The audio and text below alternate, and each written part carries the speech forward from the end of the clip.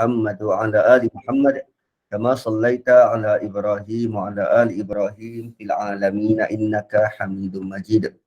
Assalamualaikum warahmatullahi wabarakatuh. Inna Waalaikumsalam. a'tadna lil kafirina salasila wa aghlala wa sa'ira. Sungguh kami telah sediakan bagi siapa-siapa yang kufur, yang engkar, yang enggan, salasila rantai wa aghlala belenggu wa sa'ira. Rantai, belenggu dan api yang menyala-nyala. Allah tutup pernyataan semalam pada ayat yang keempat itu dengan satu bentuk gambaran siapa yang engkar dan enggan, dia akan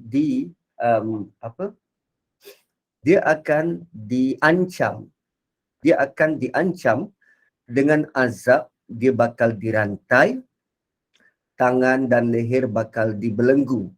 Dan kita tahu kalau rantai itu dari apa? Dari bahan seperti besi, tembaga, dia akan memberi reaksi kepada kepanasan.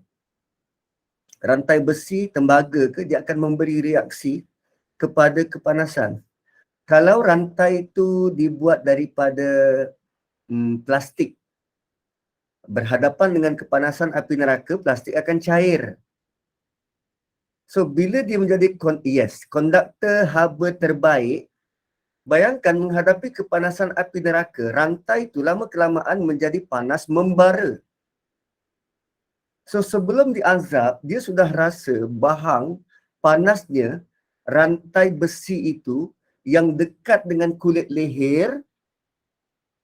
Bila besi itu memanas, dia bukan sekadar membakar kulit leher, dia melekat di kulit leher. Itu gambaran permulaan kepada manusia yang engkar dan kufur. Simple je ayat 4-nya, tapi kalau kita nak menggambarkannya tu, luar biasa. Luar biasa. Okey. So, innal abrara yashrabuna min ka'sin kana mizajuha kafura. Selepas daripada ayat 4, Allah ceritakan tentang orang-orang kafir. Ayat seterusnya adalah tentang orang-orang yang abrar. Sungguh orang-orang yang berbuat kebajikan, mereka minum dari gelas yang campurannya adalah air kafur. Allah mulakan cerita yang berbeza. Orang-orang yang abrar, mereka minum daripada ka'sin. Mereka minum dari gelas. Sekarang Allah buat perbandingan pula dengan orang yang baik, di mana mereka itu akan dimasukkan ke dalam syurga dan mereka akan menikmati segala bentuk nikmat dalam syurga itu. Al-abrar adalah mereka yang melakukan banyak kebaikan. Al-abrar adalah orang yang banyak melakukan kebaikan. Birrun tu buat baik. Satu kebaikan. Birrul walidain, buat baik kepada kedua orang tua. Satu kebaikan. So, abrar paling rendah martabat banyak ni adalah sekurang-kurangnya 3. So, siapa yang boleh buat lebih daripada 3 kebaikan, Allah sudah gelar sebagai abrar. Mudah kan? Sangat mudah buat kebaikan. Sangat mudah buat kebaikan. Macam mana nak buat kebaikan? Banyak. Dan kebaikan tu boleh jadi kebaikan yang jelas, nyata, kebaikan yang tersembunyi. You choose. Kebaikan yang macam mana kita nak buat? Gembirakan hati orang? Silakan. Buat orang rasa tenang dan selesa? Silakan. Kan bantu doakan orang lain? Silakan. Abrar. Beri support dan dorongan? Silakan. Innal abrar. Dan orang-orang yang banyak melakukan kebaikan, Allah kata yashrabun. Yashrabun. Dalam banyak-banyak nikmat syurga, kali ini Allah nak highlight satu bentuk nikmat. Allah nak highlight satu bentuk nikmat. Ada banyak nikmat dan ada nikmat-nikmat yang tak mungkin boleh dijelaskan kerana akal kita tak sampai ke situ. Tapi dalam ayat ini Allah berikan contoh minuman. Minuman dalam surga. Kan kita ni suka minum-minum. Lepas buat kerja sikit, jom minum. Gotong royong sikit, okey, lepas tu minum. Kan selepas kita buat kebajikan, kebaikan, kita suka reward diri kita dengan minum. Kali ini Allah yang beri reward. Allah yang beri reward. Yashrabun maksudnya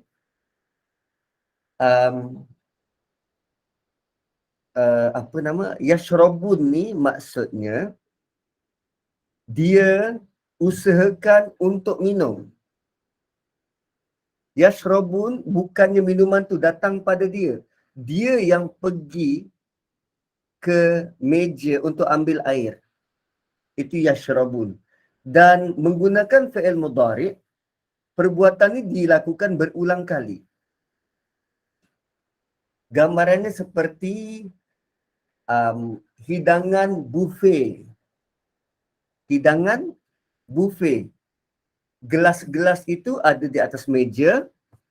Tetamu yang datang akan ambil gelas dari meja dan pergi mingle around, pergi berborak-borak, berbual-bual.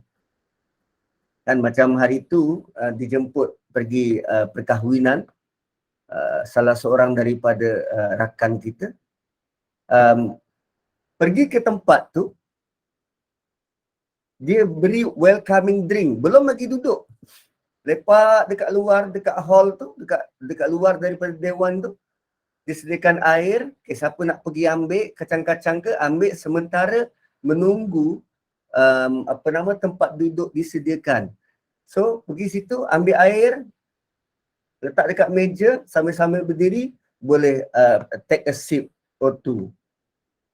Dan makan-makan kacang. Tu, yashrabun. Ada air disediakan, kita pergi ambil. Dan air itu pula, Allah bukan sekadar sebut dia minum. Tak. Dia minum dari ka'sin. Dia minum dari sejenis gelas.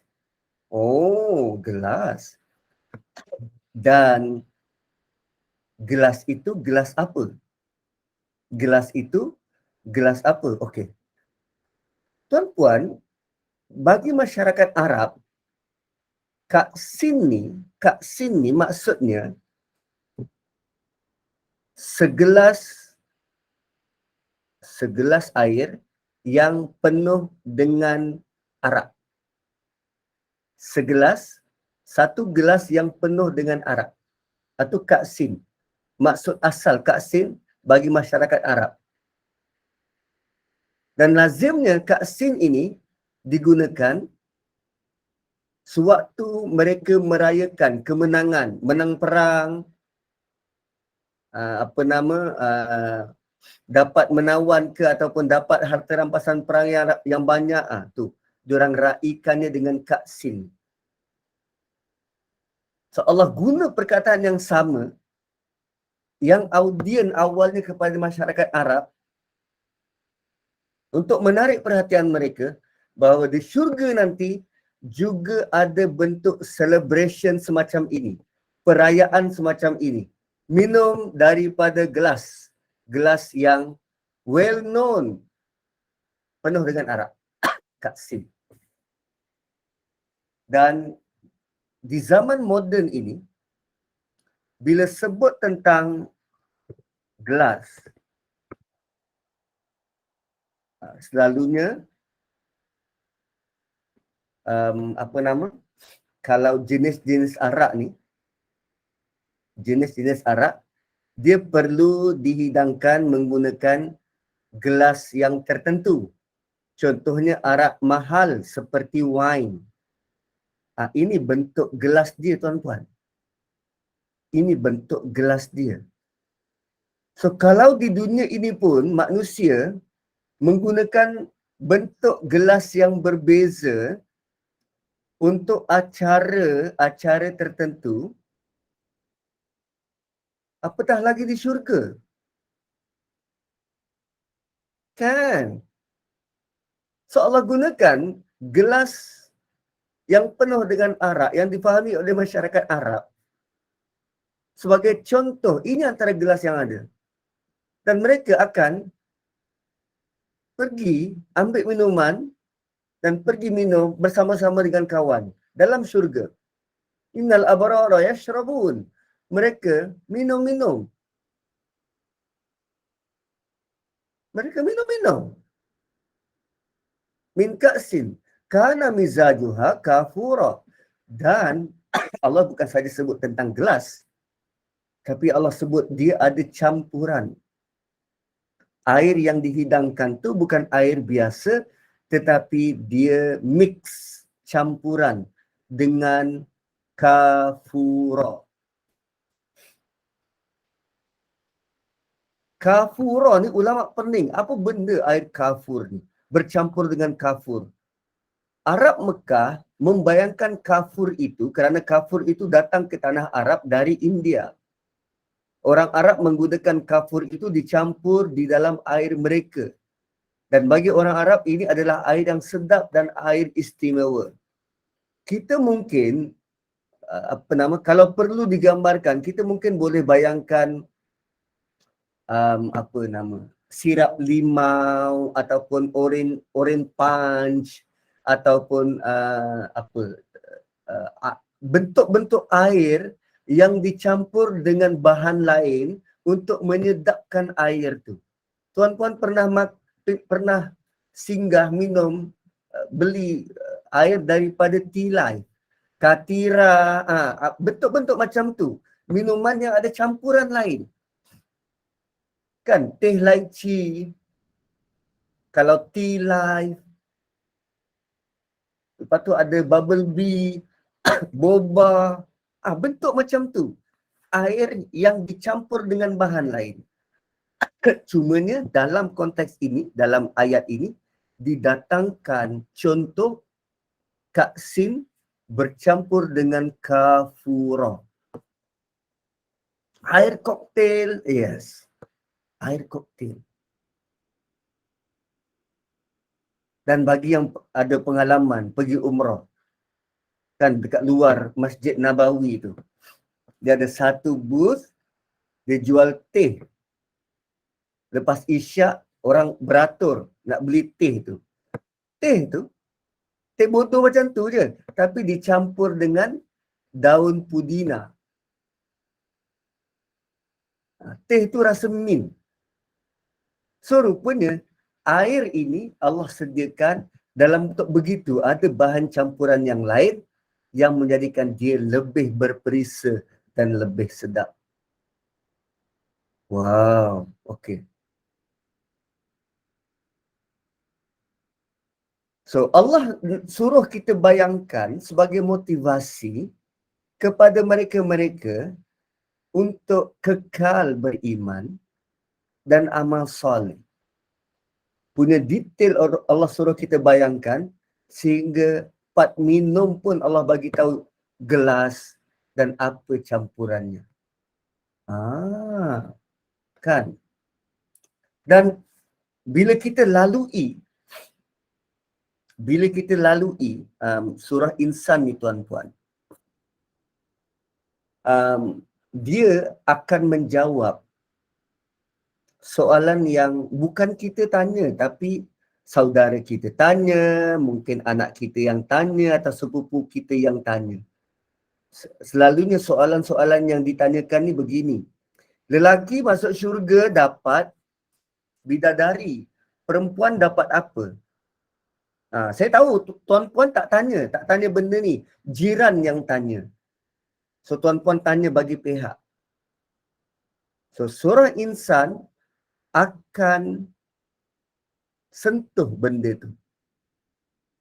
Surah Insan akan menjawab pertanyaan, kalau lelaki masuk syurga dapat bidadari, kalau perempuan dapat apa? Okey. Nak tahu jawapannya sekarang ke? Kalau tak nak tahu, maksudnya bukan tuan-puan yang tanya lah tu. Jiran yang tanya. So, aina yashrabu biha ibadullahi yufajjirunaha tafjira. Tadi bentuk buffet, kita pergi minum, dapatkan gelas yang sudah pun dituang, gelas penuh dengan air, bawa dan kita berborak-borak, berbual-bual. Ainan, mata air dalam syurga. Ainan, mata air dalam syurga. Yashrabu biha ibadullah. Yang hamba-hamba Allah akan minum darinya. Yufajjirunaha tafjira. Yang mereka dapat mengalirkannya dengan sebaik-baiknya. So, kita tengok ayat ini, ayat yang ke-5, ayat yang ke-6. Air yang diberi minum kepada ahli syurga itu diambil dari kowe. Bukan. Dari mata air dalam syurga. Sumber air dalam syurga ni berbentuk mata air. Bila Allah sebut ainan, mata air, fikiran orang Arab akan tumpu, akan teringat air Zam-Zam. Mereka akan kenang nikmat air Zam-Zam yang mereka dapat berkurun lamanya. Dan sekarang Allah kata ainan, ada mata air dalam syurga menjadi sumber mereka boleh minum. Sama macam kamu dapat air Zam-Zam yang menjadi sumber kepada kehidupan di bumi Mekah. Ainan yashrabu biha ibadullah. So, bila sebut tentang mata air dan mereka teringat Zam-Zam, tentu ianya adalah air yang segar dan sedap. Kalau air Zam-Zam tu sudah menyegarkan, apatah lagi mata air dalam syurga. Dan hebatnya di syurga nanti, kita, bukankah kita hamba Allah? Ciri pertama tadi Allah sebut al-abrar, orang yang banyak buat kebaikan. Ciri kedua dalam ayat ini, ayat ke-6, Allah sebut ibadullah, hamba Allah. Itu kan yang kita selalu ulang, buat baik jadi hamba Allah, buat baik jadi hamba Allah. Dua ciri dah disebut, satu buat baik dan satu lagi jadi hamba Allah. Hebatnya menjadi hamba Allah di syurga nanti boleh mengawal mata air atau sungai. Boleh mengawal mata air atau sungai ikut suka kita.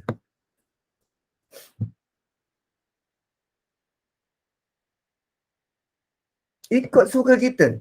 Kalau kita duduk dalam rumah atas sofa, duduk dekat sofa, kita boleh kawal air tu datang dengan sendirinya. Dan bentuk macam ni adalah bentuk yang amat menggembirakan bagi orang Arab waktu tu. Yang susah dan sukar nak dapat air. Kan kehidupan orang Arab. Orang Arab Mekah tu lebih kurang kehidupan orang-orang Selangor yang kerap kali terputus bekalan air di negeri paling maju dalam Malaysia. Kan? Susahnya nak dapat air, terpaksa turun daripada tingkat 20, 30. Jinjing baldi. Nak ambil air daripada lori kat bawah. Itu pun beratur berbaris. Menenek tua, kanak-kanak, wanita-wanita pergi jinjing air. Dan bila Allah kata yufajjirunaha tafjira, kita boleh pilih air tu nak keluar daripada pelosok mana. Ada yang mengatakan mata air tu ikut kita berjalan. Kemana kita berjalan, kat situ dia ikut. Bila kita nak air, tinggal minta. Water please, water. Yufajjirunaha tafjira. Dan yang dapat minum air ni adalah dalam kalangan hamba Allah semasa hidup dekat dunia. Sebab bila Allah guna kalimah ibadullah atau dalam surah Furqan ibadur rahman, ia merujuk kepada hamba yang taat. Walaupun semua makhluk technically dipanggil hamba Allah, tapi tak semua taat, bukan? Ini bagi yang taat. Dan kenapa dalam ayat ini disebut yashrabu biha, minum akannya, bukan yashrabu minha. Yashrabu biha, yashrabu minha. Kan ayat 5, yashrabuna min ka'sin. Di sini yashrabu biha. Ada beza. Satu minum bersamanya, satu lagi minum daripadanya. Ini kerana perkataan yang menggunakan, yang diawali dengan huruf ba, yashrabu bi, ba, adalah mempunyai nilai lebih tinggi berbanding kalau kita guna huruf min. So ayat 5 dan ayat 6 orangnya berbeza. Ayat 5 dia punya requirement buat baik. Ayat 6 requirement dia hamba Allah yang taat. Lain. Hanya dengan ba dengan min je. Satu yashrabu min ka'sin, di bawah yashrabu biha. Dua tu ada dua golongan yang berbeza. Satu golongan dia kena pergi ambil air. Dia kena pergi ambil air. Golongan yang kedua duduk-duduk, menek-menek kat rumah, kan ontok-ontok kat situ, tinggal panggil air tu datang.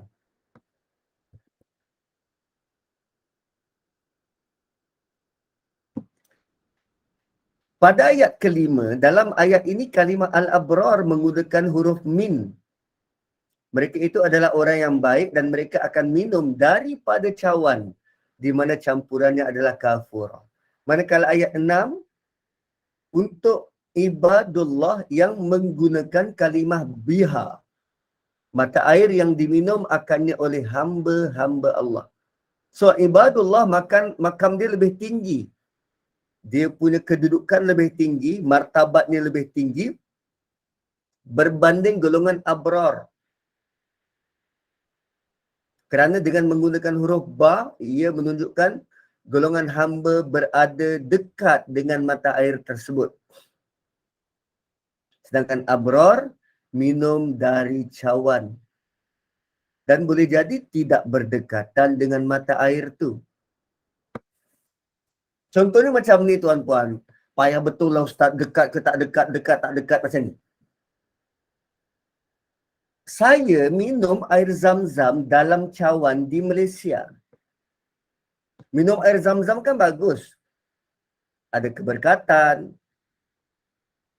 Tapi kalau nak dibandingkan dengan kawan saya yang berada di Telaga Zam-Zam di Mekah sedang minum, mana yang lebih wow? Dan tentulah orang yang dekat dengan Telaga Zam-Zam tu. Itu perbandingannya. Dia minum dari sumber, saya daripada gelas. Minum air Zam-Zam juga. Kan? Itu dia punya analogi lah.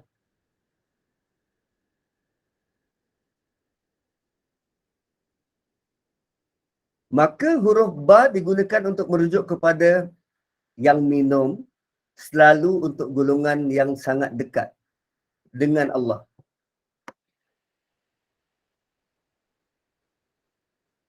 Contoh macam surah Mutaffifin, yashrabu bihal muqarrabun. Nah, di sini disebut golongan-golongan orang yang takarrub dengan Allah. Moga Allah jadikan kita sebahagian daripada mereka. Amin. So itu beza min dengan ba. Yufajjirunaha tafjira.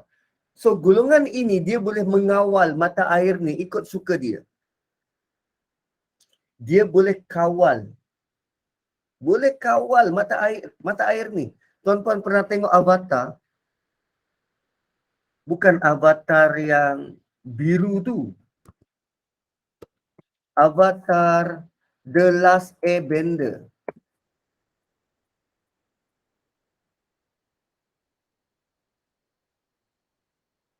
Avatar The Last Airbender. Bukan yang biru ni. Yang ni.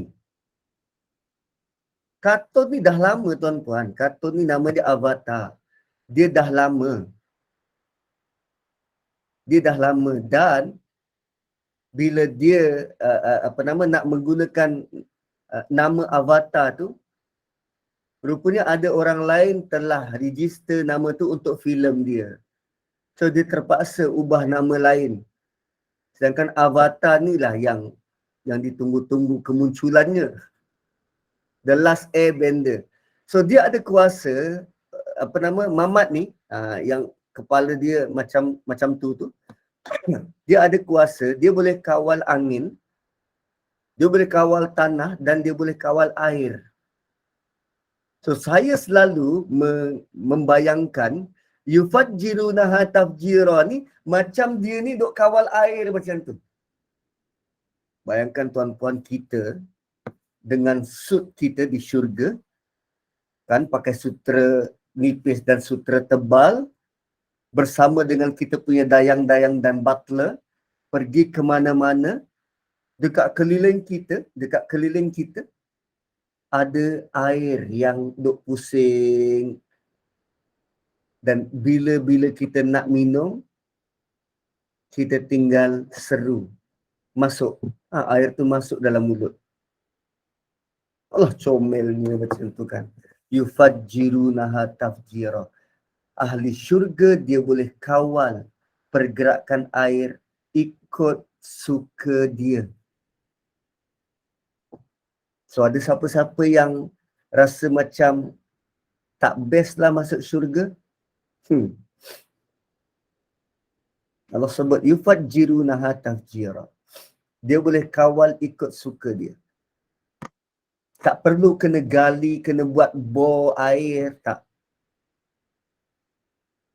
Mereka boleh beri arahan untuk keluarkan mata air. Dari mana-mana. Boleh mengarahkan air tu pergi ke mana. Boleh lalukan di bawah rumah, lalu atas rumah. Ikut kita lah. Kan? Kalau rumah kita, kan kita suka kalau air tu ada bunyi-bunyi macam air kan, air terjun. Kan, orang barat beli penthouse, dia buat kolam atas rumah dia sebab nak dekat dengan nature. Lalu dibuatlah air terjun tiruan. Alasannya apa? Oh, inilah bentuk healing. Healing. Dalam syurga kita boleh arahkan air tu ikut apa yang kita nak air tu buat. Nak terjun dari atap, terjun. Konon-konon macam hujan. Itu jam air patuh dan taat perintah kita. Kerana dahulu di dunia kita benar-benar patuh dan taat. Sudi menjadi ibadullah. Hebat tak tuan-tuan? Hebat. Dan air adalah sumber kehidupan. Di syurga kita boleh mengawal sumber kehidupan air. Dan saya terbayang kalau boleh kawal air tu, bila nak keluar rumah je, arahkan air tu, banjirkan depan rumah ni, banjirkan depan, takkan rumah banjirkan depan istana ni. So konon-konon ambil tongkat, diketuk dekat lantai, air terbelah seperti zaman Nabi Musa. Cantiknya. Saja nak bagi tunjuk jiran kan. Sedangkan jiran kita pun orang beriman juga, hamba Allah juga. Dia buat pula water fountain macam dekat Dubai tu. Dubai water fountain. Air menari-nari. Kita tak suka ke tengok air menari-nari macam ni depan rumah kita? Kan sambil-sambil baca Quran, suara waktu tu sudah tentu merdu. Nak buat suara siapa? Sudais, Syuraim, baca Quran, air pula boleh mengikut irama dan rentak Quran dibacakan. Ui, cantiknya, cantiknya.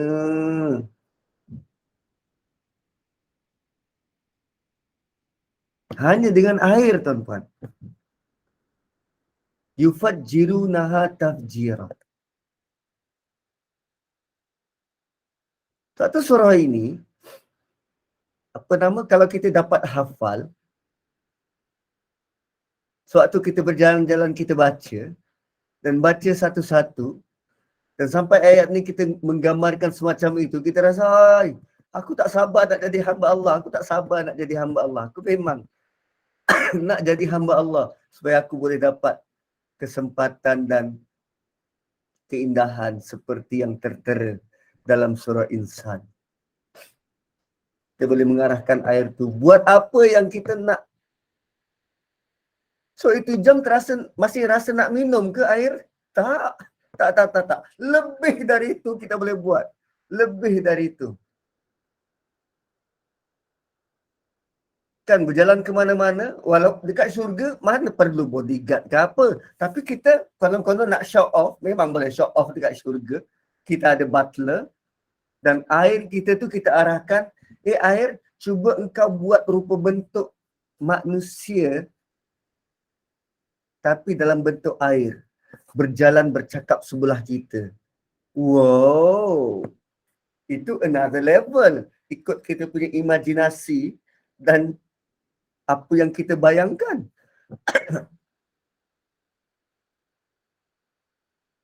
Kan, penat berjalan, kita minta air tu merentasi tempat tu dan kita boleh berenang dalam air. Macam-macam, tuan-tuan, macam-macam. Dalam syurga tak ada benda, tak ada benda nak buat. Kita sibuk dengan kegembiraan. Sampai kita tak ada masa senggang. Tuan-puan nanti kalau nak jumpa saya, terpaksa tanya pada PA saya, bila masa ruang, masa renggang nak jumpa dengan Ustaz Nazri. Sebab dia tengah sibuk dalam kegembiraan. Amin. Kan? Nak jumpa, sorry, bos saya tengah sibuk. Sibuk apa? Sibuk bergembira. Fi syughulin fakihun. Tengah sibuk bergembira. Tuan-tuan, ini baru sebut pasal air. Air. Dekat keliling kita ni berapa banyak elemen yang ada. Ada haba, ada api, ada air, ada tanah, ada pokok-pokok. Banyak elemen lain yang Allah boleh datangkan dalam bentuk sumber kegembiraan. Tak nakkah kita merasai macam mana rasanya Aladin tu dia terbang dengan kapet dia. Nak rasa macam tu. Malah dalam syurga ada buraq boleh terbang ke sana kemari. Naik jet ski, macam-macam. Yufajjirunaha tafjira.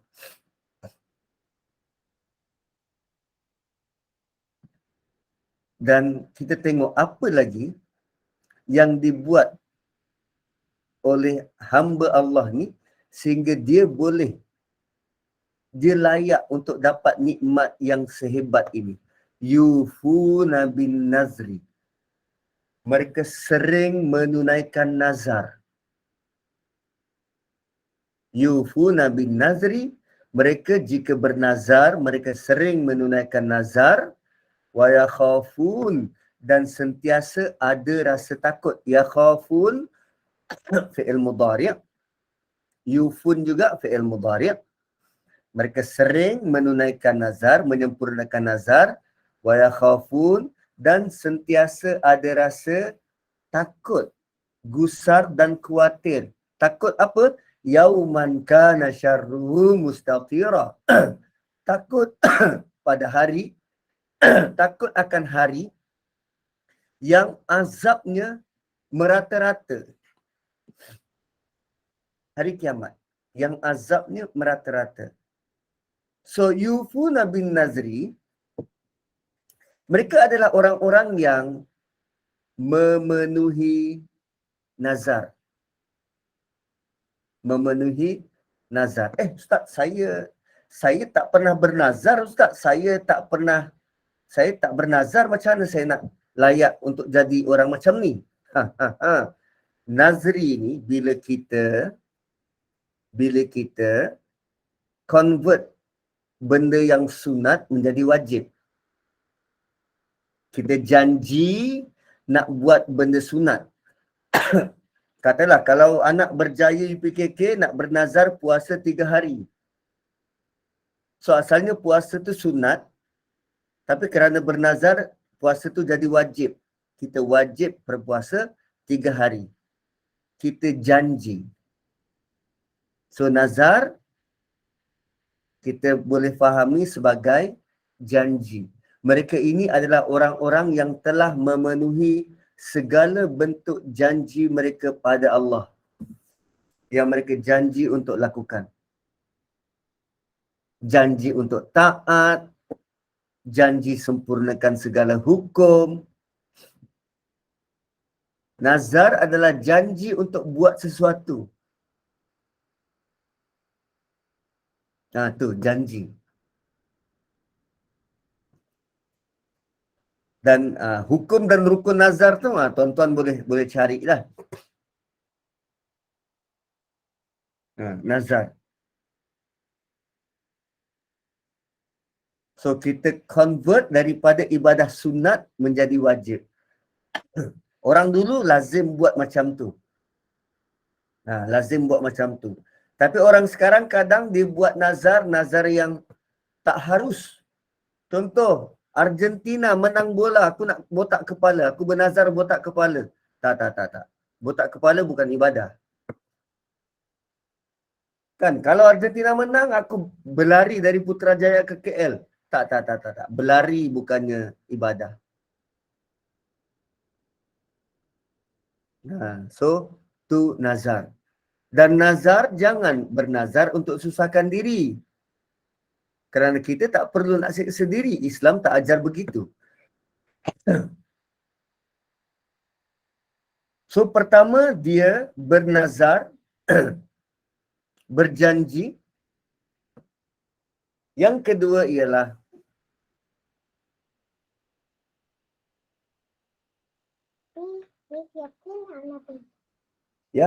ialah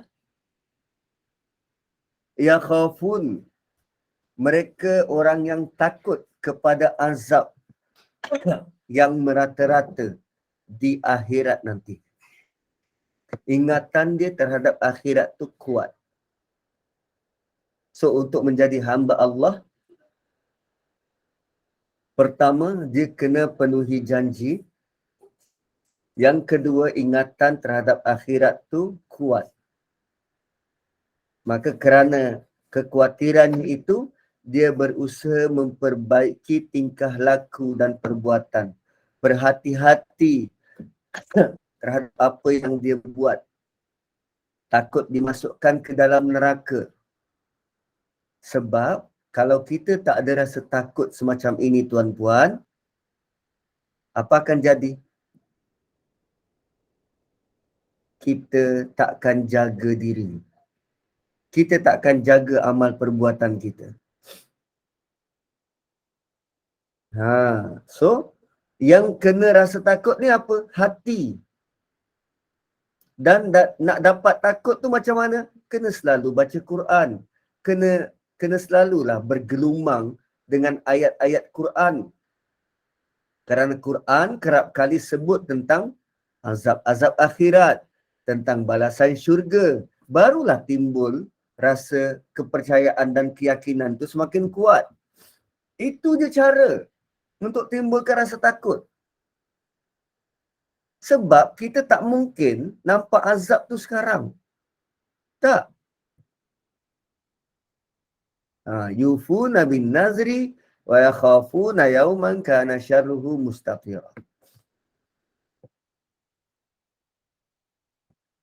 So, jadi hamba Allah nazar, penuhi janji. Janji ni dengan siapa? Dengan Allah. Kemudian yakhafuna yawman kana syarruhu mustatira ni takut akhirat. Akhirat ni siapa punya? Allah. Ayat 7 adalah hubungan dengan Allah. Ayat 7 hubungan dengan Allah. Nak jadi ibadullah? Okey. Hubungan dengan Allah tu kena clear. Hubungan dengan Allah kena clear. Sekarang kita nak masuk ayat yang ke-8. Dan ayat ke-8 adalah hubungan dengan manusia. Ayat ke-8, hubungan dengan manusia. Jom kita tengok bagaimana hubungan hamba Allah ni dengan manusia. Wa yut'imuna at-ta'ama 'ala hubbihi miskinan wa yatiman wa asira.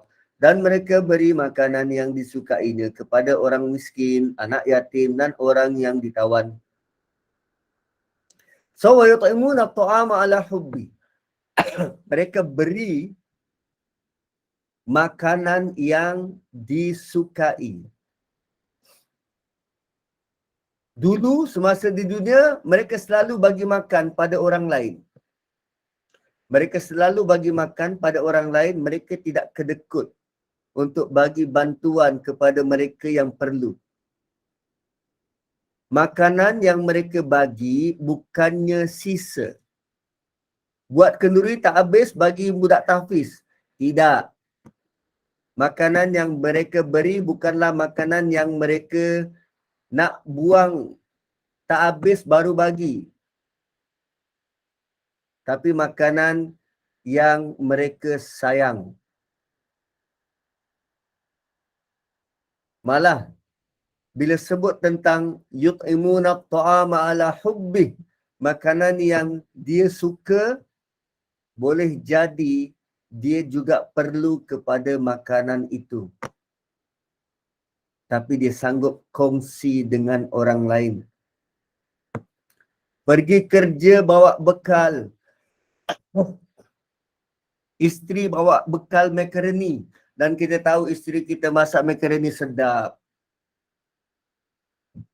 Sampai pejabat nampak ada staf yang tak keluar makan. Dahlah portion yang dibekalkan sikit, takkan nak share-share dengan orang tu. Itu bukan pertimbangan bagi orang jenis ini. Yut'imuna at-ta'am. Dia bagi makanan yang dia suka pada orang lain. Bukan yang sisa, bukan yang tak habis, bukan yang dia tak nak, yang dia suka.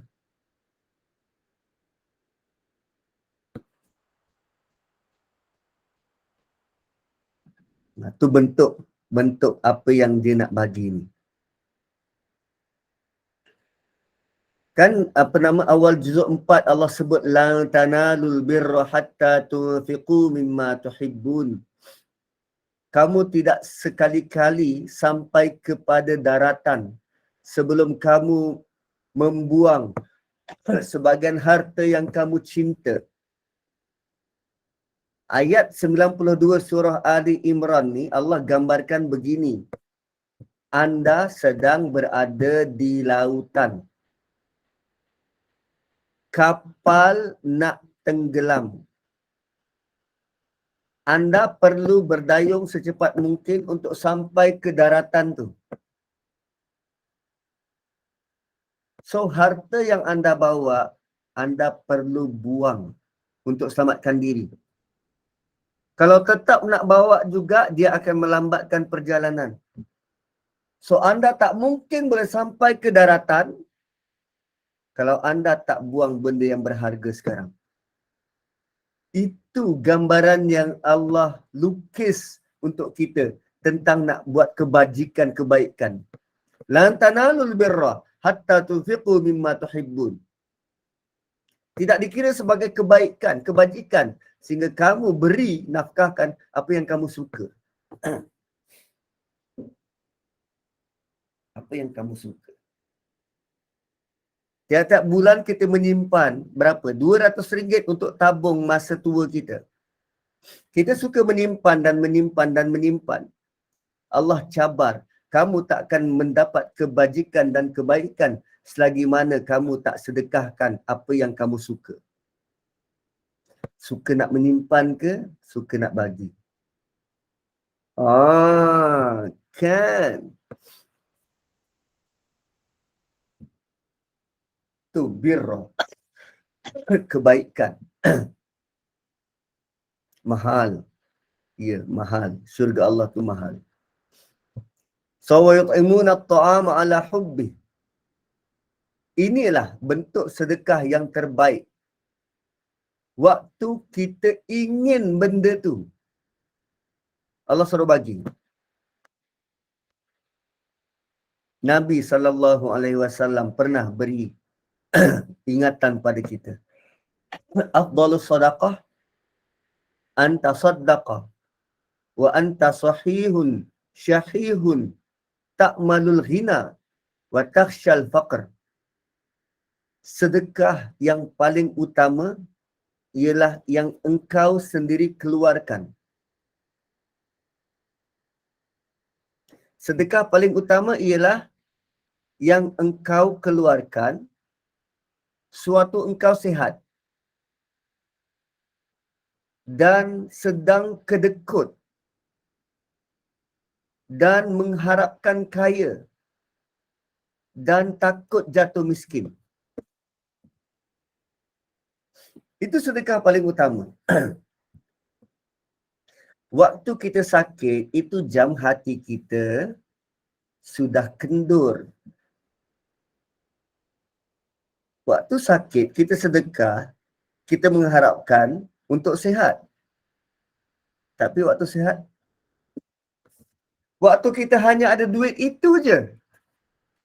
Buka dompet RM10, itulah tinggal. Nak bagi tak? Nabi kata itulah level sedekah paling tinggi. Yang kita sedang buat pertimbangan, ni kalau aku bagi aku pun tak ada apa, nanti macam mana. Banyak pertimbangan-pertimbangan macam tu.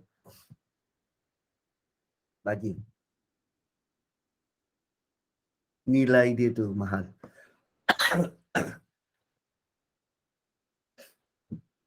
Sebab lazim kita sedekah dekat masjid kan guna duit biru. Duit biru ni tak terasa sangat. Cuba sesekali keluarkan yang ungu.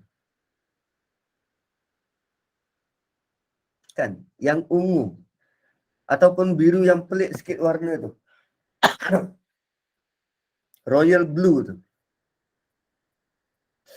Apa? 50 tu royal blue ke? Dia bukan ungu. Dia biru juga. 50 kan? Turquoise. Biru kehijauan.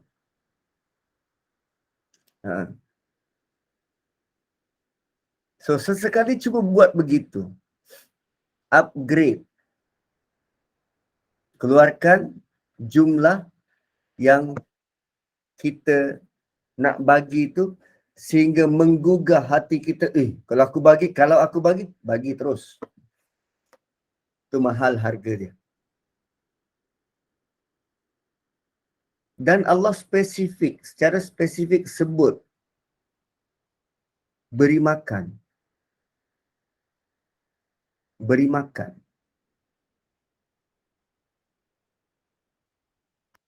Hadis tadi juga bermaksud mereka berkongsi makanan tu kerana mereka kasih pada Allah atau kerana mereka kasih kepada sesama makhluk, dan pendapat ini dikuatkan ayat selepas ini nanti. Kepada siapa mereka beri makan? Kepada siapa mereka beri makan? Ada 3 kelompok, miskinan, wa yatiman, wa asyira. Orang miskin, anak yatim dan orang yang ditawan. Orang miskin, anak yatim dan orang yang ditawan. Disebut 3 golongan ini kerana mereka yang selalu mendapat pengabaian oleh masyarakat, diabaikan oleh masyarakat. Kalau fakir tu ya ramai orang nak bantu. Tapi miskin bandar.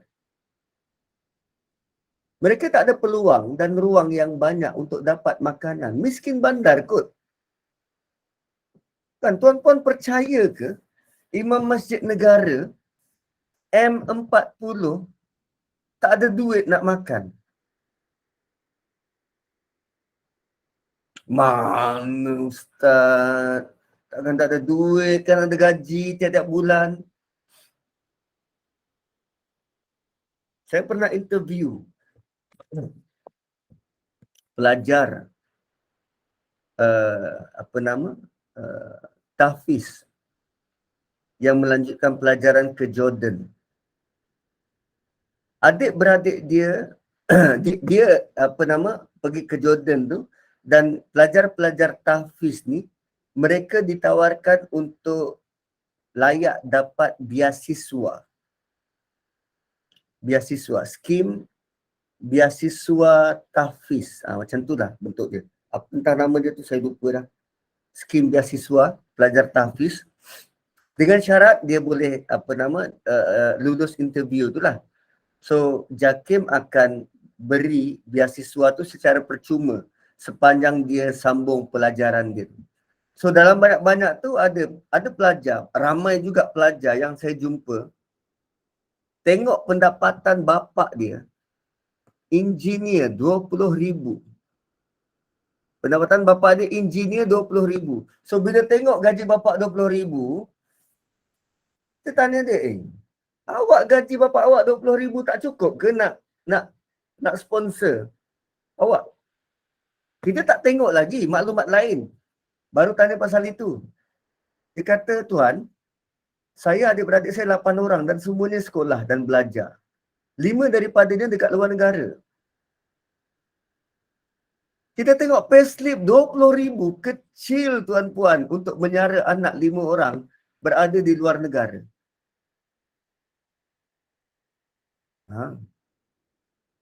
So M40, Imam Masjid Negara takkan tak ada duit nak beli makanan. M40 itulah yang malu nak minta kalau dia benar tak ada duit. Sebab bukan sepanjang masa dia tak ada duit. Miskin ni bukan sepanjang masa boleh jadi waktu tu. Miskin ni bukan keadaan yang tetap. Dia berubah-ubah. Miskin ni gabungan masaka dan sakana. Masaka ni diam. Sakana ni dia tetap di situ, tak bergerak. Kan hari ni berapa hari bulan? 28 Disember. Gaji sudah masuk 17 hari bulan hari tu. Kita baru melalui 10 hari gaji yang lepas. Dan 28 Disember, kebanyakan mak bapak yang sudah dapat gaji hari itu sebab nak bercuti ke bagai, sedang memikirkan nanti nak masuk sekolah anak aku punya belanja. Ni nak tahun baru ni, masuk sekolah bulan 3 nanti. Sekarang sudah melihat dah, buat kalkulasi, kira-kira. Dan golongan inilah yang dia miskin tu tak tentu masa. Dia dah plan gaji dia. Tiba-tiba bulan tu tayar bocor. Tayar kereta baru pula, macam X50 tu, rim 17. Sebiji tayar, mau-mau harga 400. Dia dah allocate duit dia ngam-ngam. Pak, tayar bocor. Kena ganti. 400. Mana nak cakap? Wa yut'imuna at-ta'ama 'ala hubbihi miskina. Miskin bukan selama-lamanya. Ya.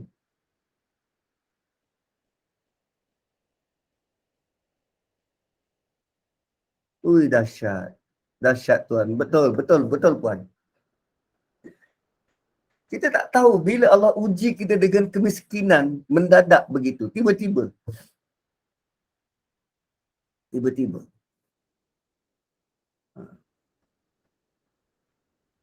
So, tu bentuk miskinan. Miskinan ni bukannya dia kekal, tetap.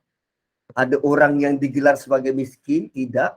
Tapi siapa-siapa saja boleh lalui kemiskinan tu.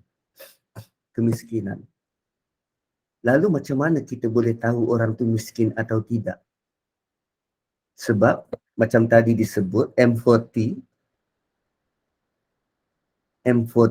rata-rata kita kata dia ni ada gaji. Nama dia nak minta tu memang taklah kan. Malu satu hal.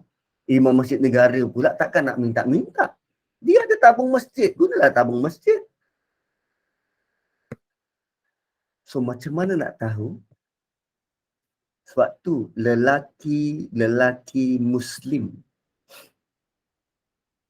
dia sangat digalakkan untuk solat berjamaah di masjid di surau. Tempat pertemuan, perhimpunan, ketua-ketua keluarga. Bila berkumpul, berhimpun ketua-ketua keluarga dalam masa yang tetap, hari-hari. Zuhur, Asar, Maghrib, Isyak, Subuh. Hari-hari jumpa. Katalah Kak Intan hari-hari jumpa dengan Kak Nur. Takkan tak bertegur sapa. Takkan tak kenal latar belakang. Hari-hari nampak. Hey bro, how are you? Fine. Kerja mana? Selalu nampak sini. Kerja dekat sini je. Wah, moga kita kekal jadi ahli masjid. Hari-hari. Dah kenal banner repo. Kan selalu nampak di masjid yang sama. Bukan dia jadi AJK. Tapi memang dia sedar, dia kena pergi masjid. Dia kena pergi masjid. Hari-hari. Dan orang rumah dia kena galakkan. Bang, pergilah masjid. Perjumpaan ketua-ketua keluarga kot. Perjumpaan ketua keluarga. Sebab lelaki, dia perlu buat semacam itu. Kejap tuan-puan, dah 3.34 ni. Korang ada kelas ke lepas ni? Tak ada, Ustaz. Atau saya berhenti? Tak ada kan? Okey. Okey. Tak ada Ustaz, 5.30 nanti boleh je. Okey, so saya teruskan sikit So perjumpaan lelaki-lelaki ni tuan-puan, dia akan hasilkan suasana yang menjadikan lelaki itu sebagai lelaki. Dia akan bangkitkan hormon tertentu kerana lelaki akan jumpa lelaki yang juga ketua keluarga dan dia membantu lelaki itu jadi rijal yang qawam. Lelaki yang bertanggungjawab. Dia jadi lelaki sejati. Sebab kalau dia tak ada connection itu, buat sesuka dia je, akan datanglah penyakit-penyakit lain. Lemah, tak berdaya, minat pada lelaki, malas, jadi gay. Bila dia jadi ahli masjid, dia akan jumpa dengan lelaki-lelaki yang berwibawa. Dapat idea, dapat nasihat, dapat panduan. Percuma. Malah itu bentuk recharge. Mereka pula berlumba-lumba untuk jadi lelaki sebenar. Tu. Dan waktu itulah dia boleh berkongsi apa yang dia rasa dia boleh kongsi. Bro, bulan ni aku sempit sikit lah. Apa kata kalau masjid ni kita buat semacam tabung kecemasan untuk orang-orang macam aku ni, miskin lah. Untuk orang-orang macam aku ni, yelah, tiba-tiba tayar pancit lah, macam mana? Jom kita jumpa pengurusi masjid. Kalau boleh settle. Nampak tak? Settle problem. Tak perlu pinjam malong. Tapi sistem tu tidak digembleng dengan baik. Malah lelaki-lelaki ni banyak yang ambil kesempatan. Dah lah malas, macam biawak hidup ditanggung oleh bini pula. Lepas tu ada hati nak marah anak bini, dia tak kerja.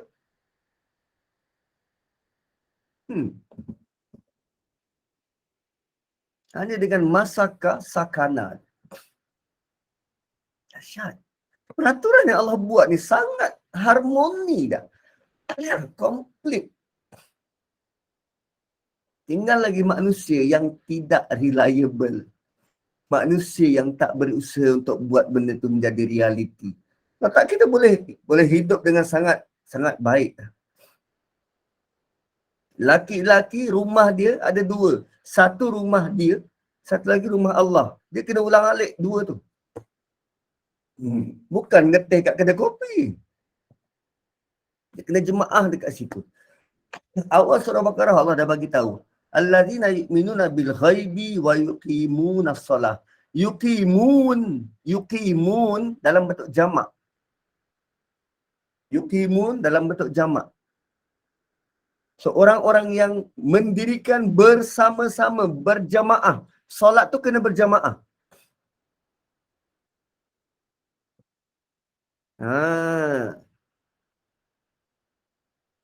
So lelaki yang yang malas ke masjid, ke surau, tu kena beri dorongan dan galakkan. Jangan disindir, beri golongan dan galakkan. Abang nampak tampan dan macho kalau ulang alik ke surau masjid, bang. Muka akan bersinar-sinar, bang. Jangan risau. Ayang bagi full support. Abang balik je, ayah akan bagi hidangan apa yang abang nak. Barulah dia semangat. Jangan risau, bang. Ini penat sikit je kat dunia ni, bang. Nanti kita nak jadi orang-orang yang yufajjirunaha tafjira, bang. Yeah, you can do it, bang. You can do it. Bagi semangat macam tu. Dengar azan je, bang. Saya dengar ada orang panggil abang lah. Tak kisah dia minta butang baju Melayu, tak kisah. Bagi je. Bagi sekali dengan butang-butang yang lain, bagi. Yang penting dia nak pergi masjid. Gitu. Dengar azan, bang. Saya macam dengar orang panggil-panggil abang. Mana? Abang tak order Grab? Tak. Tu lawangan azan. Tak ada pergi masjid, pergi surau. Kerana di situlah untuk recharge jadi lelaki sejati. Ya, kena macam tu lah. Kan, bila dia balik daripada surau, pegang-pegang dia punya bahu. Okey, abang nak ayam buat apa, bang? Roti tisu, tu kita kena pergi mamak.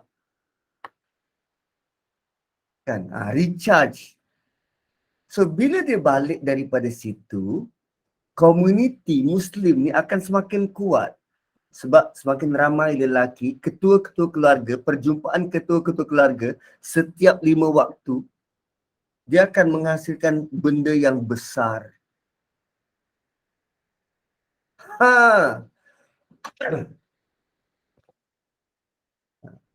Cuma dalam ayat ini, wa yut'imuna at-ta'ama 'ala hubbi, miskinan kepada orang miskin dan anak yatim. Selalu kita dengar bantuan diberi kepada orang miskin dan anak yatim. Tapi kita tertanya-tanya golongan ketiga. Orang tawanan, dia kan lain.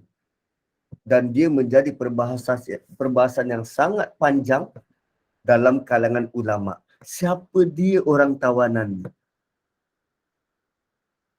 Siapa dia orang tawanan ni. So sebelum Islam, tawanan perang ni seperti selepas Islam juga, sebelum kedatangan Islam, tawanan perang ni dipenjara dan dirantai. Dipenjara dan dirantai. Sebab dia ni tawanan perang, kenapa perlu kerajaan? Kenapa kerajaan perlu sediakan makanan untuk mereka? So, sumber makanan ialah mereka dibebaskan sementara waktu untuk minta sedekah di jalan untuk dapatkan makanan. Atau bentuk dia? Bentuk tawanan perang ni. Dia ditawan, dirantai. So, kerajaan takkan beri makanan macam kerajaan Malaysia punya baik lah kan. Parti-parti itu dikumpul oleh immigration, letak dekat depo, sepanjang dekat depo, kita support makan. Seminggu-seminggulah dia dapat makan. Patutnya kita kena buat sesuatu biar dia bekerja. Kalau tak, seronoklah dia keluar masuk negara tanpa pas yang sah. So untuk sumber makanan, diorang dibebaskan sementara untuk minta sedekah, dapatkan makanan. Tapi setelah Islam terbentuk, kebiasaan ini dimansuhkan. Tawanan perang ada dia punya kategori hukuman dia sendiri. Sama ada dijadikan hamba kepada umat Islam, atau jika mereka dipenjara, kerajaan Islam bertanggungjawab untuk beri makanan kepada mereka. Gitu. Oleh itu, tawanan yang dimaksudkan bukanlah tawanan jenis itu. Mereka adalah dalam bentuk yang umum, iaitu mereka yang pergerakan mereka disekat sama ada Muslim atau tidak. Pergerakan disekat sama ada Muslim atau tidak. Tawanan perang atau penjenayah yang dipenjarakan dan kena meminta untuk dapatkan makanan. Kerana mungkin setelah mereka ditangkap, kerajaan tak beri makan.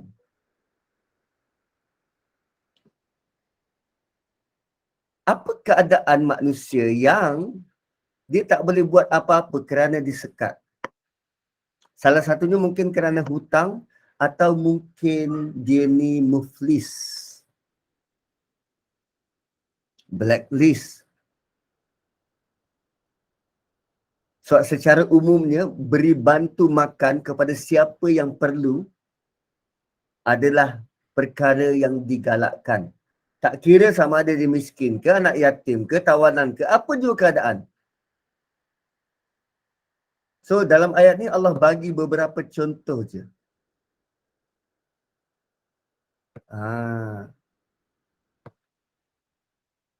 So begitu hebatnya ayat ini bawa kita untuk melihat kebaikan melalui keperluan paling asas seorang manusia. Apa dia? Makan. Makan. Ada banyak contoh. Dengan beri makan, haiwan akan ingat orang yang bagi makan. Kan dia bagi susu, bagi makan kepada anak harimau dari dia kecil. Dalam keadaan dia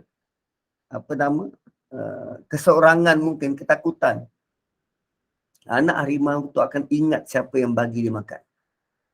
Apatah lagi manusia, dalam keadaan dia benar-benar tak ada makanan, dia akan ingat siapa yang bagi dia makan.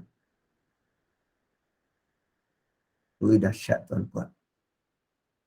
Dan lakili, mujurlah, beri makan kepada orang ini sudah menjadi darah daging kita. Orang Melayu terutamanya. Kita tak segan silu untuk bagi makan pada orang. Dalam apa juga keadaan. Malah kita berkreatif pula untuk bagi makan. Contohnya, Sedang-sedang kita makan, kita nampak kawan lama atau kita nampak anak murid kita makan. So bertegur sapa. Kan? Waktu kita bayar, kita minta cashier, tolong kirakan sekali. Kita bayar sekali tanpa beritahu. Lazim kita buat macam tu. Dan moga-moga Allah terima itu sebagai perbuatan ibadullah ini. Hubungan dengan manusia. Bagi makan tanpa berkira. Kan? Kadang kita, kita beli buah 2-3 plastik. Buah anggur. Beli 3 plastik. 1 plastik kita saja je gantung dekat pagar rumah jiran. Lepas tu bila kita masuk rumah, kita subuk-subuk. Tu orang Sabah bilang tu. Subuk-subuk dari dalam rumah. Intai-intai. Tengok-tengok. Nak tengok muka terkejut jiran tu. Kan bila dia nampak, ada buah. Ada buah. Dia ambil. Kita bukan sahaja lihat dia gembira, tapi kita turut gembira. Lain tuan-tuan. Bagi makan ni, dia punya kepuasan dia tak terhingga. Kepuasannya tu tak terhingga. So Allah sudah pun beri kegembiraan awal bagi mereka yang lazim beri makan.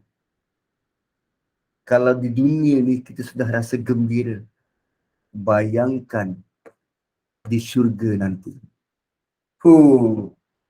Dahsyat. So, kita akan berhenti dulu pada ayat yang ke-8. Next time kita akan sambung ayat yang ke-9.